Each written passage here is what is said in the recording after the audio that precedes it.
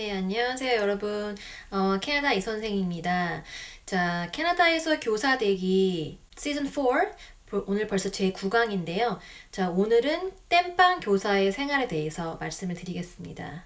땜빵 교사는 지난번에 제가 말씀을 드렸다시피, 그러니까 TTOC라고 해가지고 Teachers Teaching on Call 해서 말 그대로 이제 땜빵을 하는 교사인데요. 이제 원하는 도시에 이제 인터뷰를 하잖아요. 그래서 인터뷰를 해서 이제 그 잡을 얻으면 취직을 하게 되면 이제 그 도시 소속 시 공무원으로서 땜빵 교사로서 이제 일을 시작을 하게 되는 거예요. 땜빵 교사는 이제 말 그대로 정교사들이 이제 뭐 아프거나 아니면 뭐 집안에 사정이 있어서 결근을 할 때 그냥 땜빵을 해주는 역할을 하는 것이기 때문에 뭐 일일 교사 정도로 이제 이해를 하셔도 될 것 같고요. 뭐 시마다 다르긴 한데 보통은 이제 그 교사들이 결근하기 전날이나 아니면 그 당일날 새벽에 전화가 와요. 전화가 와서 이제 뭐 어떤 과목들을 뭐 하루 종일 혹은 뭐 반나절 정도 어느 학교에서 할 수 있겠느냐라는 것을 물어보죠. 근데 이제 제가 소속한 도시 같은 경우에는 시스템이 좀 업그레이드가 돼가지고 그 전날 이미 그 웹사이트에 가서 제가 어떠한 과목, 어떠한 학교 이런 옵션들을 볼 수가 있어요.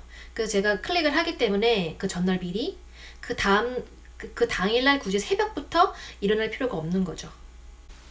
이제 보통 땜빵을 해주십사 그렇게 요청이 들어오는 그런 과목들은 제가 이미 교육청에 그 웹사이트 상이나 어떤 서류상으로 내가 이러한 과목들을 이제 커버를 할 수 있다, capable 하다 이렇게 써놓은 풀 안에서 정해지는 것이기 때문에 너무 황당한 그런 과목을 커버를 하라고 말을 하지는 않아요.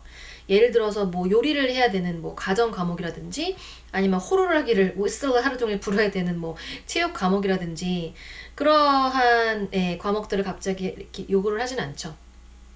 그런데 저 같은 경우에도 처음에 이제 체육 수업을 들어가라고 했을 때 까짓 거 한번 해보자 싶어서 이제 체육 교사를 하시는 그 분에게 이제 연락을 해서 좀 팁을 받고 호루라기를 들고 갔단 말이에요. 뭐 모든 게 그렇지만 처음 힘들지. 한번 해보면 그 휘슬 부는 것도 너무 나중에는 이제 경험이 쌓여서 이제 웬만한 그 경찰 분들만큼 잘 부는 것 같아요, 제가. 나름 프라이드가 있는데. 아무튼 근데 어떤 과목을 사실은 제가 뭐 TO싱을 한다고 하더라도 그렇게 딱 이렇게 마음으로 힘들어 하실 게 없는 게 사실 그 정교사들이 자기가 결근을 하면서 내가 가르치는 과목 전공과 다른 교사들이 와서 가르칠 수 있는 걸 뻔히 알면서 무언가를 컨텐츠를 가르치라고 하는 경우는 거의 없어요. 그냥 내가 누군가 어른이 거기 와서 슈퍼바이징 하고 약간 베이비시팅 하는 정도? 뭐 시끄러우면 좀 조용히 해라 그 정도? 아니면 뭐 할 거 다 하면 나한테 뭘 내라든지 그 정도의 것을 요구하는 것이기 때문에 그렇게 큰 responsibility가 아니에요. 그래서 이제 보통 그 정교사들이 그 결근을 하기 전날이나 아니면 그 당일날 새벽에 이제 이메일로 TOC 노트를 준단 말이에요. 근데 이제 그 TOC 노트 안에는 하루 종일 그 학교마다 조금씩 다를 수 있으니까 bell schedule 하고 그 다음에 각 수업에 내가 커버해야 되는 수업 내용 아니면 뭐 정말 꼼꼼하신 분들은 정말 이렇게 도움이 될 만한 학생들의 그 이름, 리스트를 적어주시기도 하고 troublemaker, 뭔가 얘는 좀 반항할 수도 있어, 주의해 이렇게 이제 리스트를 주세요. 그러면 그게 굉장히 도움이 많이 되거든요. 그리고 뭐 그 전에 미리 그 TOC 노트를 받지 못한다고 하더라도 막상 학교에 가보면 막 오피스에서 그 노트를 준다거나 아니면 그 담당 선생님 그 데스크에 프린트가 돼서 딱 놓여 있는 경우가 대부분이에요. 학교에 맨 먼저 이제 가서 학교 오피스를 가잖아요. 그래서 이제 체크인을 한단 말이에요. 이제 사인을 하고 이제 그 수업의 키를 받고 나서 이제 그 매 수업에 그 노트를 꼼꼼히 따라가지고 매 수업에 이제 해야 할 것들 체크할 목록들을 봐서 이제 슈퍼바이즈를 하겠죠. 그래서 수업이 다 끝나서 이제 애프터 스쿨이 되면은 뭐 가기 전에 이메일이나 아니면 간단한 노트에다가 이제 팔로우업 하는 부분들을 조금 쓰는 거죠. 뭐 누가 떠들었다더라 아니면 뭐 아이들이 뭐 어떤 뭐 워크시트를 줬으면 그것을 다 해서 나에게 핸드인을 했다. 뭐 이런 식으로 이제 팔로우업을 해주는 거예요. 그러고 나서 그 내용들을 쓰고 나서 이제 이메일을 보내거나 아니면 페이퍼를 놓거나 근데 이렇게 주의하실 것인데 연락처를 놔야 되겠죠. 제 연락처를. 뭐 명함을 파서 놓으시는 분도 계세요. 다시 연락을 받아야 되니까. 연락처를 이제 놓는 이유는 이제 제가 뭐 별거 하는 건 없지만 하루 종일 슈퍼바이징 하면서 그 제가 하루 종일 땜빵한 어떤 그런 것들을 좀 좋아하시는 마음에 흡족해 하셨던 전 교사분이 계시면은 그분이 계속 나중에 개인적으로 연락이 오시거든요.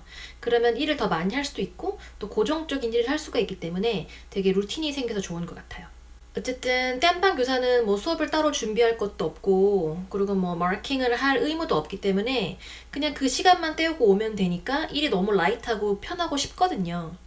그래서 사실은 정교사가 된 이후에도 내 뭐 배우자가 돈을 번다거나 그 배우자 뭐 회사에서 나오는 뭐 medical plan benefit 같은 것도 있으면 대부분 그게 배우자에게도 효력이 있잖아요. 그래서 굳이 내가 힘들게 일이 많은 정교사를 할 필요가 없다고 느끼시는 분들이 많아요, 사실.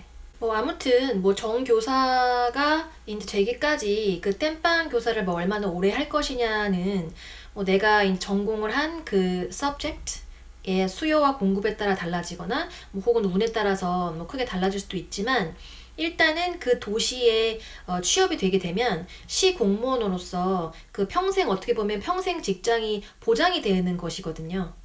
그래서 뭔가 되게 스테이블한 그냥 잡이다라고 비록 땜빵 교사를 시작을 할지라도 굉장히 스테이블한 잡을 내가 잡았구나, 안정된 직업을 얻었구나라고 생각을 하시면 되겠습니다. 자, 여기까지 마무리할게요. 지금까지 캐나다 이 선생이었습니다. 감사합니다.